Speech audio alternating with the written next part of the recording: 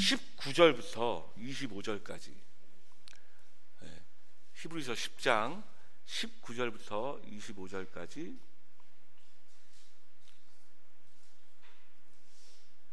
한 절씩 돌아가면서 교독하겠습니다. 그러므로 형제들아, 우리가 예수의 피를 힘입어 성소에 들어갈 담력을 얻었나니 그 길은 우리를 위하여 휘장 가운데로 열어놓으신 새로운 살 길이요, 휘장은 곧 그의 육체니라. 또 하나님의 집 다스리는 큰 제사장이 계심에 우리가 마음의 부림을 받아 악한 약심으로부터 벗어나고 몸은 맑은 물로 씻음을 받았으니 참 마음과 온전한 믿음으로 하나님께 나아가자. 또 약속하신 이는 미쁘시니 우리가 믿는 도리의 소망을 움직이지 말고 굳게 잡고 서로 돌아보아 사랑과 선행을 격려하며 모이기를 패하는 어떤 사람들의 습관과 같이 하지 말고 오직 권하여 그날이 가까움을 볼수록 더욱 그리하자. 아멘. 아까 광고했던 박재영 성도님이 오셨습니다. 우리 잠깐 이렇게 바라보시면서 오늘 아주 하늘색 예쁜 옷 사진 찍어야 된다고 하니까 예쁘게 옷 입고 오셨는데, 우리 가족 되신 것 환영하면서 박수로 좀 환영합시다. 네, 감사합니다. 감사합니다. 감사합니다. 언제나 이렇게 좀 교회가 서로 박수 쳐주고 격려해주고, 가끔요 이렇게 목회자인 저에게도 이렇게 격려해 주시는 분들이 계세요. 격려해 주시고 위해 주시고 아껴 주시는 분들이 얼마나 힘이 나는지 모릅니다. 여러분들이 분명히 아셔야 될 건 목회자도 사람입니다. 그래서 목회자도 상처받고요, 목회자도 무너지기도 하고요, 넘어지기도 하고요, 힘들기도 합니다. 저도 일개 사람이, 하나님 말씀을 받은 사람이지만, 그래서 저한테도 격려 많이 해주시고, 저도 여러분들 최대한 격려하도록 노력하면서 그렇게 함께 서로 함께 격려하고 위해주고, 잘하고 계신다고, 당신 멋있다고, 당신을 기대한다고 이야기하면서 세상에서 뭐 그렇게 했어요. 저번에 한번 그런 이야기를 들었어요. 이렇게 자녀를 봐도 아내를 봐도 웃을 일이 없다고 어떤 분이 그런 이야기를 하시더라고요. 웃을 일이 없고 힘들고 여기다 나와서 이렇게 얘기해야 뭐 조금 웃을 일이 있다고. 우리는 좀 이랬으면 좋겠어요. 목사님을 봐도 웃을 일이 있고, 성도를 봐도 웃을 일이 있고, 아멘. 지체들을 봐도 웃을 일이 있고, 참 감사하고, 이게 함께 가는 거예요. 함께 교회가 세워져 나가는 겁니다. 자, 오늘 말씀을 좀 같이 나누기를 원합니다. 성도들의 신앙생활에 중요한 것들이 굉장히 많이 있지만 함께하는 교회의 굉장히 핵심 가치 중에도 하나고, 또 신앙생활에서 빼놓을 수 없는 정말 중요한 가치 중에 하나가 뭘까요? 바로 예배라는 겁니다. 예배. 여러분들 예배하면 어떤 이미지가 떠오르십니까? 머릿속에 예배하면 어떤 이미지, 어떤 경험들, 예배는 뭐 같나요? 예배는 여러분들에게 어떤 겁니까? 저는 어렸을 때부터 모태신앙으로 교회를 좀 다녔었습니다. 모태신앙이라는 말이 안 되죠. 아직 의식이 없는 이 아이가 신앙을 가진 엄마의 믿음이 있는 거지. 어찌됐든 어렸을 때부터 이제 교회를 다녔어요. 근데 어렸을 때부터 교회를 다니면서 지금도 이제 생생하게 떠오르는 그림들이 있어요. 예배하면. 왜 저는 예배하면 노란 종이 생각나는지 모르겠어요. 여기 위에 강대상에 올려놓는 노란 종 보신 적 있으신가요? 어렸을 때부터 교회 좀 다니시는 분들은 좀 보셨어요. 이렇게 노란 종. 요즘 막 이만한 것도 있고요, 종이 엄청 큰 것도 있고요.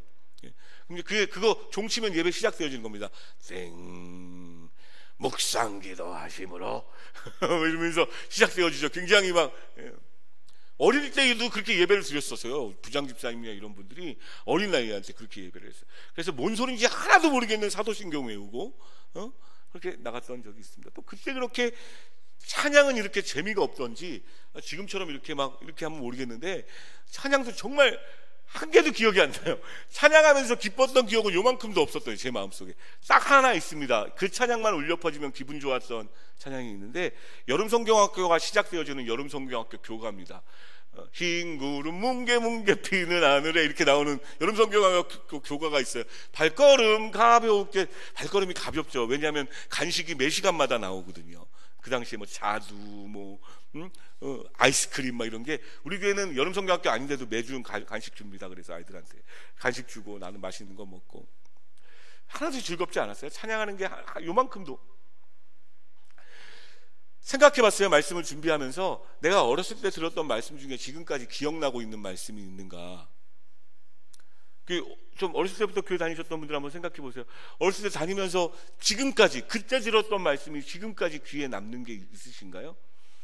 저는 거의 제로, 한 개도 없더라고요. 하나도 남는 게 없어요. 하나도. 그러니까 하나님 말씀도 들으려고 듣는 게 아니고 그냥 어찌하다 보니까 지루한 말씀, 빨리 끝났으면 좋겠는, 우리 청소년부가 아직 약간 그런 개념이 있는데, 우리 청소년 중에서 그 친구 안 하는데, 이렇게 제가 말씀만 전하면 타이머, 핸드폰 타이머를 맞춰가지고 그 앞에 이렇게 보여줘요. 이렇게 목사님 몇 분 지났어요, 목사님 몇 분 지났어요, 이러면서 가르쳐줘요. 그러니까 설교는 빨리 끝나야 되는 거, 아주 지루한 시간. 그래, 오죽했으면 여러분 설교하지 말라는 이야기를 같이 할까요? 아유, 설교하지 마. 예배에 대해서 설교도 별로 즐겁지 않고 찬양도 별로 즐겁지 않고, 예배는, 왜냐하면 이게 중요합니다. 자의로 예배하고 있는가 타의로 예배하고 있는가는 굉장히 중요한. 내가 자의로 기쁜 마음으로 내가 내 자리에 서서 예배하는 것과, 누가 시키지 않았어도 힘들고 어려워도 예배드리러 나오는 것과, 예배해야 된다고 막 억지로 막 예배 안 드리면 지옥 간다고 막 코 껴서 데리고 가는 것과는 차이가 있는 거예요. 제가 타의로 예배드렸기 때문에 어렸을 때 예배는, 여러분 예배 드리는 거 즐거우신 분 계세요? 당연히 즐거워야 되는 그 예배가 즐겁지 않고 지루하고 힘든 이미지로 저한테 다가왔다는 거죠. 자, 근데 제 이 생각이 변화되어지기 시작합니다. 그 변화되는 출발점을 조금 나누기를 원하는데요, 그 변화되었던 출발점은 중고등학교가 되면서 교회를 좀 옮겼고, 그 교회가 좀 강력한 신앙을 갖고 있는 교회였어요. 그러니까 뭐 이렇게 1998년 10월 28일 날 예수님 오신다는 얘기를 은연중에 하고, 공식적으로 얘기하면 이단되니까 은연중에 하고 있었고, 저도 그래서 그때 예수님 오시는 줄 알고 마음 안쪽으로 그렇게 믿고 있었어요. 정말로. 그래서 혹시 오시면 어떡하나 싶어서 기도원 가기도 하고 뭐 이랬었습니다. 굉장히 강력한, 귀신 쫓고, 여러분 귀신 쫓는 거 들어보셨나요? 귀신, 저는 거울 보고 귀신을 쫓아본 사람입니다. 거울 보고 제 눈을 바라보면서 귀신을 쫓는 거예요. 예수님이 너를 명하노니 돌아가라, 막 이런 걸 했었어요. 그 말도 안 되는, 지금 생각해보면 너무 웃기는 코미디 같은 일인데 그걸 제가 했더라고요. 그렇게 하면서 지내는 굉장히 강력한 교회였어요. 근데 그 교회에 있을 때 하나님을 만난 것을 부인할 수가 없습니다. 살아계신 하나님의 실존을 만나요. 여러분들 질문해 볼게요. 여러분들은 살아계신 하나님의 실존을 만난 적이 있으십니까? 그분의 실제를 체험한 적이 있으신가요? 그곳에서 체험했었어요. 그러면서부터 예배가 조금씩 달라지더라고요. 때 맞춰. 그때가 이제 제가 대학교를 91년도에 갔으니까 한 1980년대 중후반입니다. 그때 한참 한국 교회를 휩쓸고 지나갔던 운동이 있었어요. 경비와 찬양 운동이라고 들어보셨습니까? 경비와 찬양 운동이 지나갔고, 서빙고역, 지금도 생생하게 기억이 납니다. 서빙고역에 빨간 벽돌로 지어진 큰 교회, 저는 작은 교회 다녔는데 굉장히 큰 교회, 그 교회에서 했던 두란노 경배와 찬양이라는, 온누리교회에서 지금은 이제 올레이션스 경배와 찬양으로 바뀌었는데요, 두란노 경배와 찬양이라는 모임이 있었습니다. 누님 손에 끌려서 그곳에 갔다가요, 완전히 신천지를 발견했어요. 그 신천지가 이단이라는 게 아니라 정말 새로운 장소를 발견해요. 아니, 이런 데가 있나? 그때는요, 드럼 소리 별로 들을 일 없었어요. 베이스 소리 별로 들을 일 없었다고요, 그 당시에는. 그런데 가니까 이 신디사이저도 이게 피아노처럼 보이고 전자 피아노처럼 보이지만, 여기서 얼마나 많은 소리가 나는 줄 아세요? 브라스 소리, 바라바라 빠빠빠, 트럼펫 막 이런 소리가 막 여기서 나고요. 또 그 스트링 소리라고 합니다. 이 현악기 소리, 바이올린, 첼로 이런 소리 막. 그때는 정말 완전히 막 새로운, 뭐지? 찬양을 그렇게 하는 거예요. 내가 여지껏 들어왔던 찬양은 항상 재미없었고, 다행히 우리 함께하는 교회에 있는 주일학교 애들은 기본 이 찬양의 수준이, 여러분 깜짝 놀랄 겁니다. 율동도 옛날에는 우리 이런 거였잖아요. 뭐 이렇게 난 이 정도인데, 요즘 이 정도가 아닙니다. 막 거의 아이돌급의 춤을 춰요. 궁금하시면 이따 예배 때 이렇게 보세요. 거의 아이돌급 춤을 추면서 막 같이 막 이렇게, 박자도 저도 못 맞추겠어요. 이렇게 같이 막 춤추고 이렇게. 좋은 문화가 그렇게 내려간 거죠. 좋은 문화가 그렇게 내려갔고, 그 문화를 활용하는 그런 경배와 찬양 문화를 처음 접하면서 너무 좋은 거예요. 게다가 분위기가요, 거기 가면요, 찬양할 때 이렇게 우리 보통 이제 조용히 찬송가 이렇게 들고 하나님이 뭐 이렇게 찬양하는데, 아무도 찬송가 보는 사람 없어요. 이제 첫 번째 바뀐 건 찬송가 보는 사람이 없고 앞에 다 이렇게 가사를 띄워줍니다. 그러니까 다 앞에 보고 있어요. 그러면서 손을 들고 막 찬양, 손을 들고 다.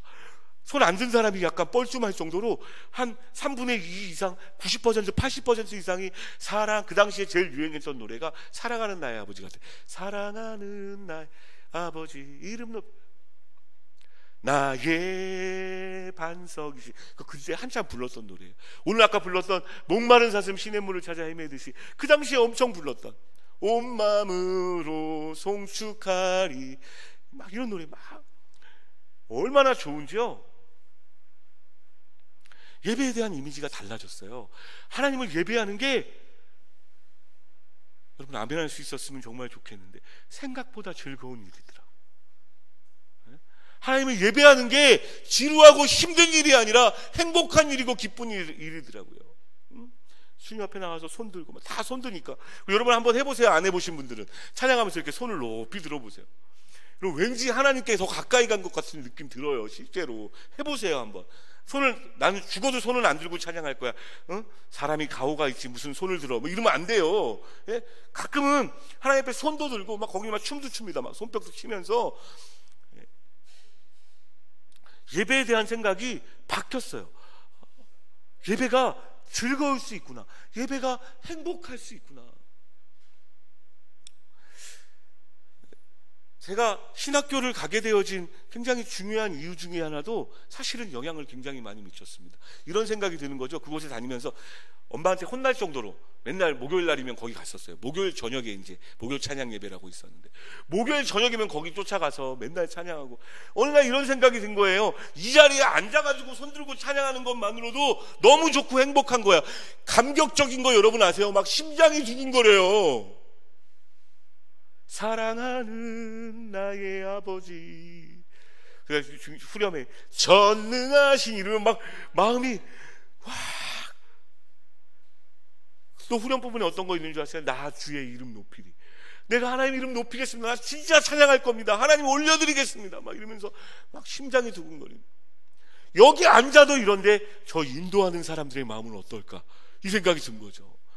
게다가 그 인도하시는 하스레반 선교사님이라는 분이 또 카리스마가 엄청나셨던 분이거든요. 그래서 막 집회하다가 중간에 십자가 조그만 거 하나 들고 막 십자가 들고 이렇게 막 나가요. 막 주 앞에 엎드려 이러면 막 다 엎드려. 이 목사님 말수가 정말 이러세요. 20세기의 마지막 10년이 시작되었습니다. 그래서 막 이렇게 시작하는 막 그 앨범도 다 외우고 그랬던 적이 있어요. 제가 너무너무 좋아서. 저 인도하시는 저분은 얼마나 좋을까. 제 안에 꿈이 생긴 거예요. 물론 그것만은 아니지만 제 안에 이런 꿈이 생겼어요. 나도 예배 인도하는 사람이 돼야겠다.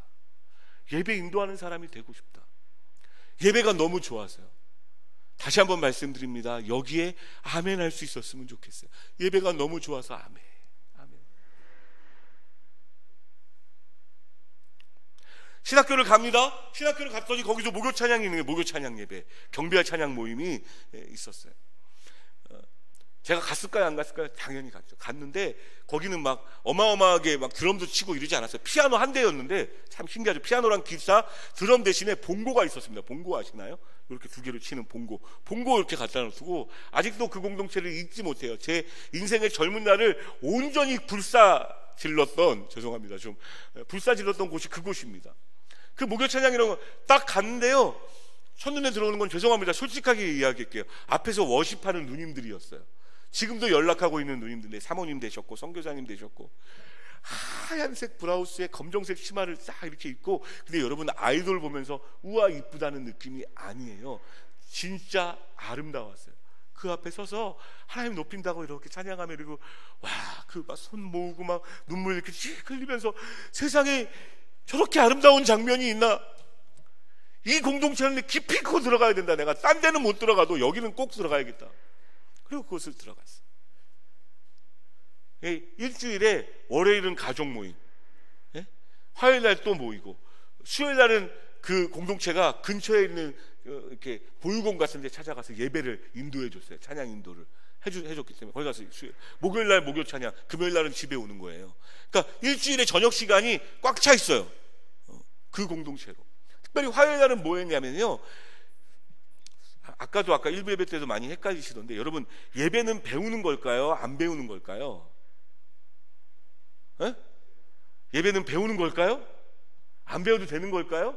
물론 예배 자체는요, 배운다고 되는 게 아니고 하나님과의 만남 자체가 예배일 거예요. 그렇기 때문에 배우는 건 아니지만, 여러분, 남녀 부부관계도 마찬가지입니다. 사랑을 배워야 될까요? 안 배워야 될까요? 사랑 자체는 배우는 게 아닐지 모르지만 사랑에 관해서 배우고 알고 공부하고 이야기하고 나누면 사랑이 훨씬 더 풍성해져요. 함께하는 교회가 할 수 있었으면 좋겠는데, 좀 더 성도들이 많아져서 무슨 학교라 그러지? 어머니 학교, 아버지 학교라는 게 있어요. 그거 하고 나면요, 얼마나 풍성해지는 줄 몰라요, 이 부부관계가. 대부분 아내들도 남자를 왜 그렇게 기분 나쁘게 하느냐, 남자를 몰라서 그래요. 남자가 어떤 얘기에 얼마나, 남편들이 왜 그렇게 여자들의 속을 긁고 속상하게 만드느냐, 몰라서 그런 거거든요. 배움은 더 풍성해져요. 예배도 마찬가지입니다. 배움은 더 풍성해집니다. 예배 학교라는 곳을 갔어요, 화요일날. 그래서 요거보다 조금 작은 이런 강의실 같은 데서 한 6시 반, 7시쯤에 모여가지고요, 끝나면 10시, 11시 기숙사 문 닫을 때까지 매주 화요일마다 한 주에 한 번씩 매번 예배 학교라 그래서 성경에 나와 있는 예배, 하나님이 기뻐하시는 예배, 그것들을 이렇게 보고 배웠던 시간들이 아직도 생생합니다. 나중에는 이제 제가 대학원 가고 나서는 제가 가르쳤죠. 제가 가르치는 강사로 한 두 기수 이상을, 그러니까 한 2년 정도를 제가 가르쳤어요, 예배학교. 근데 예배학교를 배우고 예배학교를 가르치면서 깨닫게 되어지는 핵심의 요소가 뭐냐면, 따라합시다. 예배는 하나님과의 만남이다. 물론 예배학적으로 굉장히 많은 이야기를 여러분들에게 설명해 드릴 수 있지만, 그것을 다 설명하면 시간이 너무 없고요. 여러분, 예배를 그냥 한자에 있는 그대로 표현하면 뭘까요? 예배가 뭘까요? 자, 예의롭게 절하는 게 예배입니다. 맞습니까? 예의를 갖추어서 절하는 게 예배예요. 예의를 갖추고 절하다. 제가 근데 이런 생각을 해봤어요. 여러분, 우리 어머님이나 아버님이 서로 이제 대화하면서 이런 얘기를 하시는 거예요. 거기 왜 저기 진모 오늘 요번 주일날 인사하러 온대. 진모 식구들 인사하러 온대. 이렇게 만약에 얘기한다고 한번 해보세요. 예? 그 이야기는 뭘 이야기하는 걸까요? 정말 딱 가서, 제가 그랬다고 한번 생각해보세요. 김포까지 1시간 반 차 타고 올라가가지고 문 딱 열고, 아버지 안녕하세요, 평안하셨죠? 어려운 일 없으시죠? 안녕히 계세요. 그리고 가면 어떨까요? 아버지가 기분이. 대부분 인사하러 온다라는 이야기는 뭐가 포함되어집니까? 그 안에 인사하면서 또 아버지의 말씀도 듣고 아버지와 함께 시간을 보내고 밥도 먹고 교제하고 이야기하고, 이 모든 것들이 포함되어져 있는 거 아니에요? 여러분들이 어른들을 찾아뵐 때 그런 마음 아닙니까? 가서 그냥 딱 인사하고 세배한다고 세배만 딱 하고 빨리 세뱃돈 주세요, 저 갈게. 이 초등학생들이나 이러지 누가 이렇게 하겠어요? 대부분 어른들에게 인사하러 간다는 건 어른들과의 관계를 누리려고 가는 거예요. 맞습니까? 예배는요, 예의롭게 절한다는 뜻이 있어요. 더 깊게 이야기할 수 있지만 그 안에는 뭐가 포함되어지냐면, 여러분들이요, 살아계신 하나님과 관계를 누리는 게 거기에 포함되어져 있는 거예요. 살아계신 하나님과 관계를 누리는 거. 오늘 예배 은혜로우셨습니까? 라고 예배 끝나고 마치면 굉장히 많은 분들이 네, 예배 은혜롭습니다 라고 대답할 수 있을 거예요. 그런데 제가 나가시는 분들이 오늘 하나님 만나셨습니까? 라고 질문하면 물음표가 꽂힐 거예요. 아니, 예배가 그건데. 잘 생각해 보세요. 예배 자체가 주님께 와서 절하는 걸로 그냥 끝나고, 주님께 와서 주기도문 한번 하는 것으로 끝나고, 헌금 한번 하는 것으로 끝나는 게 아니라, 예배 자체가 하나님을 만나는 건데. 그럼 지금 하나님 만나고 계세요? 주님 곁에 계세요? 주님과 함께하고 계세요? 언젠가도 잠깐 말씀드린 그 에클레시아라는 책에 나와 있는 이찬주 목사님 책에 나와 있는 아이들의 시인데요, 동시인데요, 동시에 이렇게 쓰여 있었다고 했던 거 기억나십니까? 엄마가 있어서 참 좋다. 왜냐하면 엄마는 나를 예뻐해 주기 때문이다. 냉장고가 있어서 참 좋다. 냉장고 안에는 맛있는 음식이 들어있기 때문이다. 강아지가 있어서 참 좋다. 강아지는 날 위해서 놀아주기 때문이다. 맨 마지막에 한 줄 이런 줄이 써 있다고 하죠. 근데 아빠는 왜 있었는지 모르겠다. 이 시대에 아빠로서의 어떤 사명을 잘 감당할 수 없는, 너무 바쁘게 돈 버느라고 시간을 다 쏟아낼 수밖에 없는 어떤 가정상을 이야기하고 있는 것 같아요. 근데 이 이찬수 목사님은 그 동시가 그렇게 보이더래요. 이 시대의 교회 가운데 이 동시가 그런 모습으로 보이고 나타나더래요. 어떻게 보이냐면, 목사님이 있어서 참 좋다. 목사님은 좋은 말씀을 해주시기 때문이다. 선생님과 권사님과 집사님이 있어서 참 좋다. 찬양인도 해주시고 성가대 해주시고 좋은 노래 불러주시고 에어컨이 있어서 참 좋다. 시원하게 예배드릴 수 있게 하기 때문이다. 그 목사님이 그렇게 그 동시가 보이더라는 거예요. 마지막 한 줄. 근데 하나님은 왜 있는지 모르겠다. 여러분, 예배의 핵심이 뭐라고 생각하십니까? 예배의 본질이 뭐라고 생각하시나요? 헌금 드리는 게 본질인가요? 목사님이 앞에서 좋은 이야기 해주는 것을 듣고 그 생각을 바꿔내는 그게 본질입니까? 여러분, 예배의 본질은 하나님을 만나는 것입니다. 아멘. 거룩하신 하나님을 만나는 거예요. 오늘 본문 말씀 19절 말씀을 한번 읽어볼게요. 19절 말씀 읽습니다. 시작. 그러므로 형제들아, 우리가 예수의 피를 힘입어 성소에 들어갈 담력을 얻었나니. 자, 원문에 보면 성소라고 그냥 되어 있지 않고 성소들이라고 되어 있습니다. 복수로. 이 성소에 들어갈 담력을 얻었다는 것을 이해하려면, 예배학교를 제가 이렇게 하다 보니까요, 그 예배학교 안에 하나님이 이스라엘 백성들에게 너희는 예배할 때 이렇게 예배하라고 시청각 교재를 주면서 그 예배할 방법을 가르쳐 주신 게 있더라고요. 그게 뭐냐면 성막이라는 그림입니다. 언젠가 기회가 되면 여러분들에게 그림도 좀 보여주면서 좀 더 자세하게 설명할게요. 근데 복잡해서 그 모든 것을 다 설명하기 어렵습니다. 막 문 지나고, 그 다음에 번제단이라는 제단을 지나고, 물두멍이라는 것을 지나고, 그 다음에 성소 안으로 들어가서, 성소 안에도 절차가 여러 가지죠. 진설병상 있고, 금초대 있고, 분향단 있고, 막. 그리고 그 금초대 뒤에 이렇게 휘장 쳐 있는 그 뒤에 법궤가 놓여져 있는 거예요. 거기를 성소와 이 안쪽을 뭐라고 이야기하냐면 지성소라고 이야기해요. 지성소.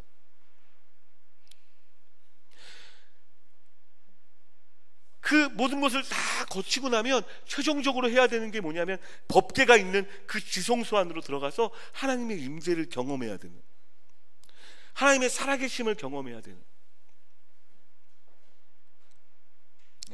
그것이 지성소입니다.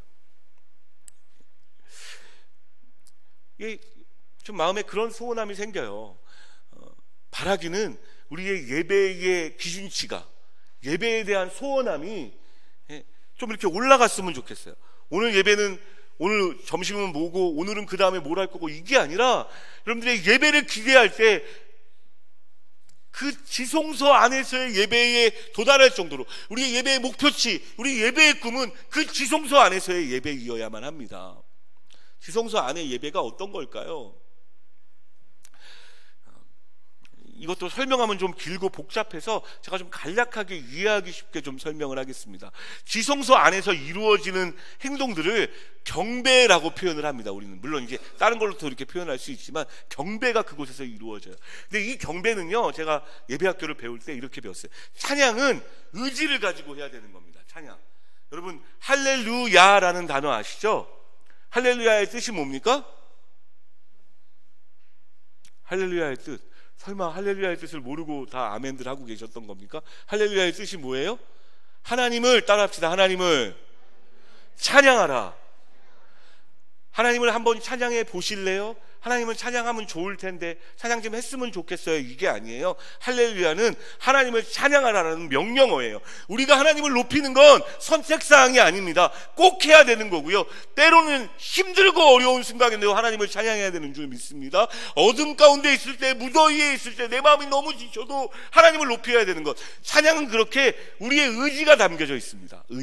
의지적으로 굉장히 하나님을 높여야 되는 거예요. 그래서 여러분 마음 안에 항상 할렐루야 할렐루야 해야 되는 게 뭐냐면 하나님 찬양해라. 안 그러면 내 마음이 잘 하나님을 찬양 안 하려고 그래요. 딴 거 찬양하려고 그래요. 뭐 딴 거 예쁜 거, 딴 거 좋은 거 찬양하려고 그러지 하나님은 찬양하려고 자꾸 안 하거든요. 내 영혼이. 그러니까 내 영혼한테 내 영혼아 주님을 송축하라 찬양하라라고 막 이야기를 해야 되는 거예요. 물론 이제 그렇게만 나눌 수는 없지만 경배라고 이야기할 때는 약간 다릅니다. 의지적으로 경배할 수도 있지만 이 경배는 굉장히 자연스러운 반응이라고 제가 들어요. 자연스러운 반응. 그런 표현 여러분 들어보신 적 있나요? 저절로 머리가 숙여진다, 이런 얘기 들어보신 적 있으십니까? 저절로 머리가 숙여진다. 예를 들어 숭고하게 희생한 어떤 그 사람 앞에서 저절로 이렇게 숙여지거나, 저는 정말 키가 크신 분들 옆에 가면 저절로 이렇게 머리가 숙여지기도 합니다. 저는 정말 날씬한 분 옆에 가면 저절로 머리가 숙여지기도 하고요. 사실은요, 한번 생각해 보세요. 좀 지위가 좀 있고 재산이 좀 있고 그런 사람들 밑에 가면 저절로 머리가 좀 숙여지지 않습니까? 근데 하나님 앞에서는요, 여러분, 하나님 앞에서는 어떻습니까? 저절로 여러분들의 머리가 숙여지나요? 겸손해지나요? 이 경배, 저절로 이루어지는 것, 그게 지성소라는 곳에서 이루어지는 일인 거예요. 하나님의 임재를 만나잖아요. 그 당시에 하나님의 임재는 구름, 아주 빽빽한 구름, 막 도저히 알 수 없는 그런 구름처럼 와 이렇게 막 신비하게 일어났어요. 그 앞에서 고개가 저절로 숙여지는 겁니다. 그게 경배예요. 이 경배의 모습을 잘 표현해주는 신약성경의 구절이 있는데, 고린도후서 10장 4절에서 5절 함께 읽겠습니다. 시작.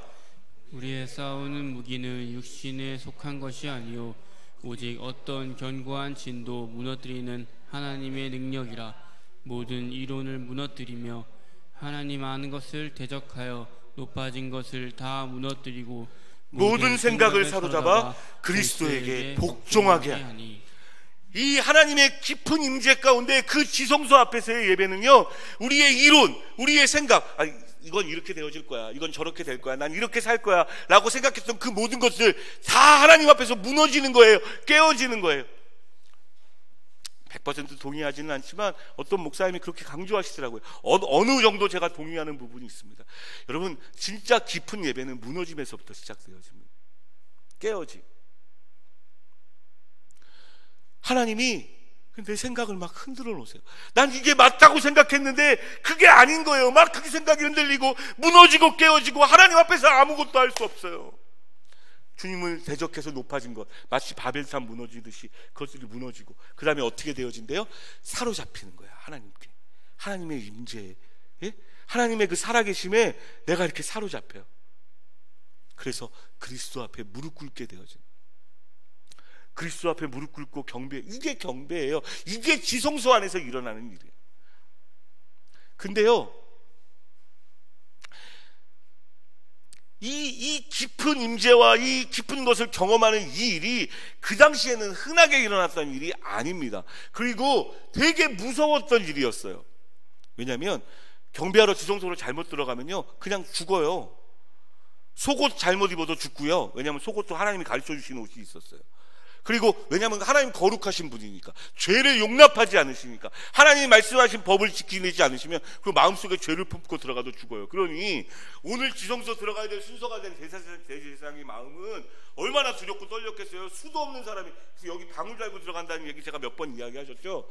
허리띠에 이렇게 방울을 달고 들어가요. 밖에서 이렇게 나머지 제사장들이 듣고 있다가 딸랑딸랑 그러면 아직은 예배를 잘 드리고 있나 보구나, 지성소에서 경배를 잘 하고 있나 보구나.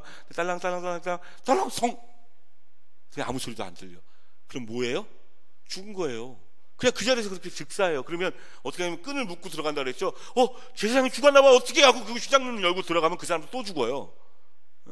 아무나 들어가면 안 되는 곳이니까. 그러니까 죽은 시체를 이렇게 끈을 붙잡아가지고 끈을 끌어 나오는, 거기가 지성소였어요. 여러분, 그래서 구약성경, 적어도 구약성경의 지성소의 예배는요, 두렵고 떨리는 것이었고요. 여러분 기억하십니까? 이 성막을 가르쳐 주시기 전에 모세가 하나님의 음성을 들으려고, 십계명을 들으려고 주 앞에 섰을 때 하나님이 하늘에서 큰 음성으로 십계명을 말씀해 주셨어요. 돌판이 나오기 전에 이미 한번 하나님이 말씀해 주셨단 말이에요. 그 얘기를 듣자마자 이스라엘 백성들이 우와, 우리가 하나님의 음성을 들었다, 할렐루야 이랬을 것 같아요? 아니요. 우리가 하나님의 음성을 듣고 무서워서 모세한테 와서 부탁합니다. 모세, 제발 하나님이 우리한테 직접 말하게 해주지 마. 너무 무서워. 너를 통해서 들었으면 좋겠어. 안 그러면 우리 죽을 것 같아. 그 당시에 지성소의 예배는 그래서 어떤 면에서 보면 굉장히 무섭고 두려운, 그것이 정말 좋은 것이고 행복한 것이고 만왕의 왕이시고 만주의 주 되시는 하나님을 만나는 그 자리인데도 불구하고 쉽게 갈 수 없는 곳이었단 말이에요. 두렵고 떨리는 곳이었죠. 그런데 오늘 뭐라고 이야기합니까? 예수의 피를 힘입어 그 성소에, 그 지성소에 담대히 들어갈 수 있게 되어진다라고 이야기하는 거예요. 20절 말씀 읽겠습니다. 20절 같이 읽습니다. 시작. 그 길은 우리를 위하여 휘장 가운데로 열어놓으신 새로운 살 길이요, 휘장은 곧 그의 육체니라. 휘장을 가려놨었어요. 아주 두꺼운 휘장, 아니 전혀 보이지 않는 휘장. 왜 가려놓으셨냐면 사람들이, 거룩하지 않은 사람들이 그 하나님의 거룩하심을 얕잡아 볼까 봐. 이렇게 표현하면 쉽게 여러분들이 이해하실 것 같아요. 얕잡아 보고, 지금도 하나님이 그렇게 우리에게 행하시면 정말 어떻게 살까요? 난 진짜 이해가 안 돼요. 얕잡아 보면 안 돼요. 절대로 예배 드리면서 대충 드리면 안 되는 거예요.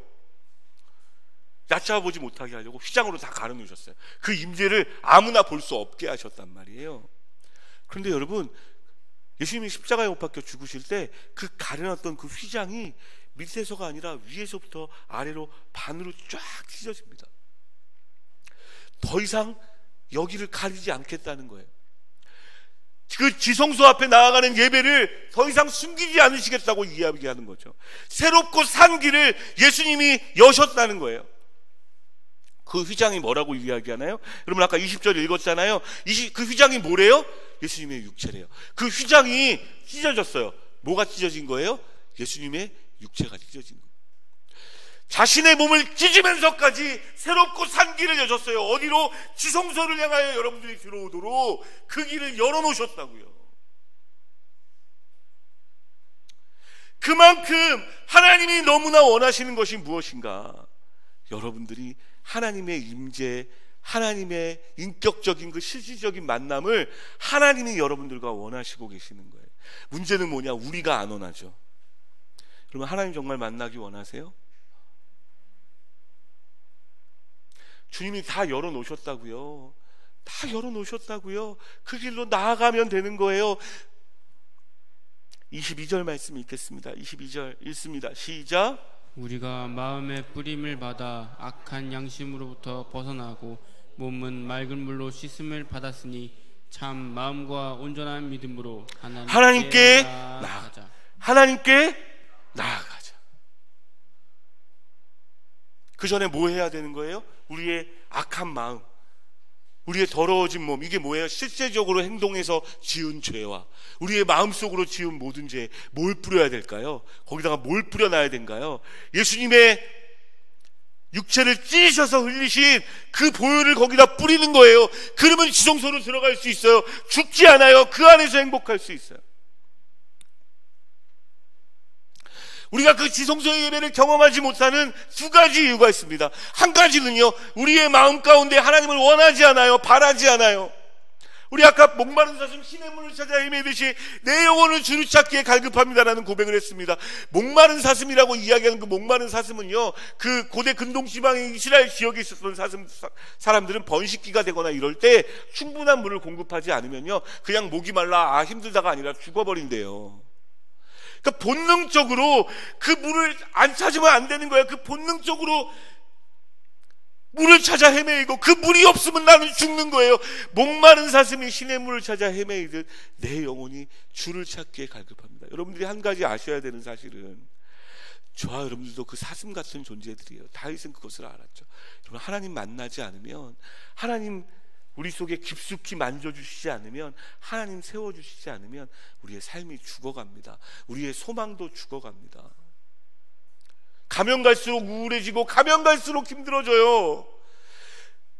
주님이 다 열어놓으셨다고요. 그렇게 무서운 곳이 아니라고요. 감사한 곳이라고요. 그곳을 향해서 나아가고 소원하고 바라야 돼요. 목마른 사슴 시냇물을 찾아 헤매듯이. 또 하나 우리가 하나님을 못 만나는 이유 중에 하나는 뭐예요? 조금 아까 이야기했던 걸 설명하면 지성소 안으로 들어가기 전에 여러분 물두멍도 거쳐야 되고 번제단도 거쳐야 돼. 그게 뭐 하는 과정이에요? 전부 다 예수님을 의미하는 거예요. 예수님의 보혈로 우리를 덮고 우리를 씻고 내가 잘못한 것, 내가 범죄한 것, 내 생각대로 하나님을 대적하며 살았던 그 모든 것들이 하나님 앞에서 무너질다고 할지라도 회개하며 돌이키는 것. 그래서 여러분 찬양 있잖아요. 보혈을 지나 하나님 품으로, 보혈을 지나 아버지 품으로 한 걸음씩 나아가네. 여러분 그 찬양하면서 어떤 마음 드십니까? 예배하면서 어떤 마음 드세요? 정말 하나님의 보혈이 내게 필요하다고 생각이 드십니까? 예배하면서 정말 주님 앞에 나아가서 하나님 나를 용서해 주십시오, 나에게 은혜를 베풀어 주십시오, 내가 주님 만나고 싶습니다, 그 마음으로 그렇게 무릎 꿇으며 주 앞에 나아가냐는 거예요. 이거 쉬운 거 아니더라고요. 이게 어느 날 갑자기 되는 거 아니더라고요. 정말 오랜 시간 걸러서 깨달아야 돼요. 그리고 의지적으로 주님 앞에 기도해야 됩니다. 성령 하나님, 내 마음속에 내게 예수님이 필요함을 알게 해주세요. 내게 그 보혈이 필요함을 알게 해주세요. 여러분들 그냥 믿어왔고 이해하고 왔던 것하는 건 또 다른 겁니다. 여러분 믿어왔고 이해해왔고 했다면 거기다가 또 주의 보혈로 덮어야 돼요. 여러분 그래야 주님 앞에 갈 수 있습니다. 하나님 앞에 나아갈 수 있습니다. 말씀은 좀 마무리했으면 좋겠어요. 뒤에 보면 이제 한 가지만 더, 죄송합니다. 좀 시간이 됐지만 짧게 한 가지만 더 이야기하겠습니다. 24절 25절 읽겠습니다. 24절 25절 같이 읽습니다. 시작. 서로 돌아보아 사랑과 선행을 격려하며 모이기를 패하는 어떤 사람들의 습관과 같이 하지 말고 오직 권하여 그날이 가까움을 볼수록 더욱 그리하자. 이게 어떤 겁니까? 쉽게 말해서 그 지성소로 하나님의 임재 가운데로 나아가는 거 나 혼자서도 할 수 있지만 히브리 기자가 무엇을 권면하고 있는 거예요? 같이 이거하자는 거예요. 제가 예배 이렇게 인도하지만 지난주인가요? 우리 변찮는 주님의 사랑과 이렇게 찬양할 때 앞에 있던 우리 드럼도 없었고 베이스도 없었잖아요. 근데 드럼하고 베이스보다 훨씬 더 좋은 악기가 있더라고요. 앞에 있던 중고등학교 애들 한 4명이 손뼉 치면서 막 기쁨으로 찬양하니까 훨씬 더 행복하고 훨씬 더 좋. 물론 드럼과 베이스가 또 함께하고 이렇게 더 좋겠지만 우리 가운데 하나님이 원하시는 예배 가운데 그 임재 가운데로 깊게 나아가게 하는 굉장히 좋은 도구가 뭔 줄 아세요? 같이 가는 겁니다. 같이 손 붙잡고. 예? 제가 두란노 경배와 찬양에서 느꼈던 그 임재는요, 저뿐만 아니라 그곳을 위해서 기도했던 사람들과 그곳에 모인 수많은 사람들이 손 높이 들고 하나님을 높여드릴 때 그 임재가 내게 임했던 거예요. 여러분 우리의 예배가, 함께하는 교회의 예배가 그 임재를 깊이 경험하는 예배가 되어지려면 누군가는 기도해야 되고요, 누군가는 온 마음 다해서 그곳으로 먼저 나아가야 되고요, 사랑과 선행을 격려하며 모이기를 패하는 어떤 사람과 같이 하지 아니하고 같이 나아가야 돼요. 손 붙잡고. 그런 거 경험해 본 적 있으세요? 제가 예배 인도하니까 저는 가끔 느껴요. 이렇게 중간중간에 마치 동심원처럼 하나님의 은혜를 퍼뜨리는 사람들이 앉아 있어요. 어떤 지역은요, 아무리 열심히 인도를 해도 찬양 열심히 안 해요. 근데 어떤 지역은 별로 잘 못하는 곡을 하고 있어도 막 살아나서 얼마나 뜨겁게. 근데 거기에 중심에 하나님을 온전히 예배하는 어떤 한 사람이 있고 그 사람으로부터 이렇게 동심원 퍼지듯이, 돌 던지면 이렇게 퍼지듯이. 예배는 함께 가는 겁니다. 그 임재 앞으로 함께 나아가는 거예요. 손 붙잡고 나아가는 거예요.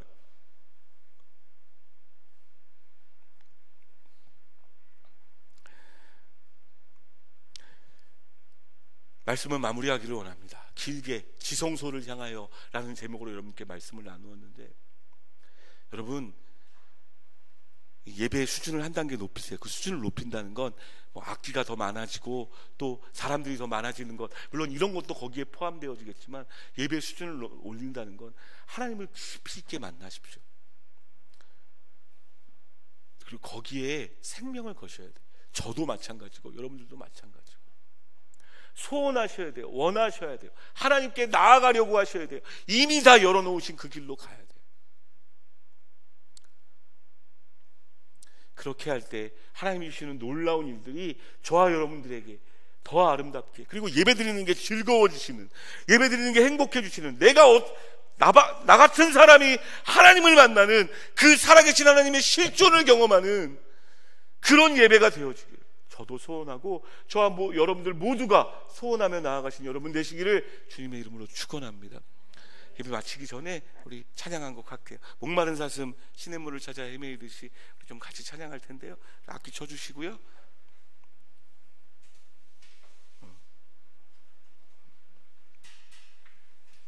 우리 마음 다해서 이 시간 참 중요한 시간이에요. 말씀을 듣고 끝나는 게 아니고 반응하는 겁니다. 하나님 앞에. 하나님 맞습니다. 내가 그 목마른 사슴 찾아 헤매듯이 하나님의 임재를 사모합니다. 하나님 함께 하심을 사모합니다. 주께 나아갑니다. 하나님 인도해 주십시오. 마음 다해서 주님만이 나의 힘이라고 그렇게 고백할 때 성령 하나님께서 여러분의 마음을 만지시고 생각을 만지시고 주 안에서 살아갈 수 있는 새 힘을 허락하실 겁니다. 같이 고백합시다. 전주를 조금 해주시고요. 목마른 사슴 시냇물을 찾아 헤매듯이 내 영혼 주를 찾기에 갈급합니다. 하나님 나를 만나주십시오. 내가 예배합니다. 각자의 고백으로 주 앞에 나아갑시다. 목마른 사슴 시냇물을 찾아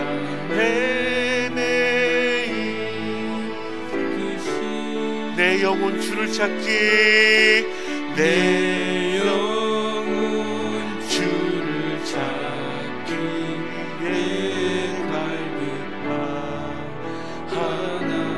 한 번 더 여러분 기도의 마음을 담아서 한 번 더 노래합시다.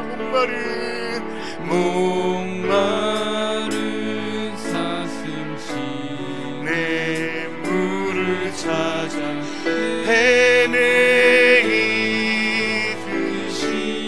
내 영혼 주를 찾기에 내 영혼 주를 찾기에 갈급하나. 고백합시다. 주님만이 나의 힘 주님만이 나의 힘 나의 방패 나의 참 소망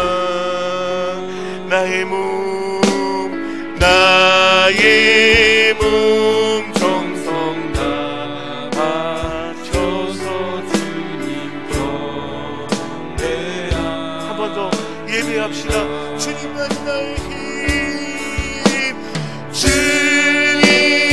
주님만이 나의 힘 나의 방패 나의 참 소망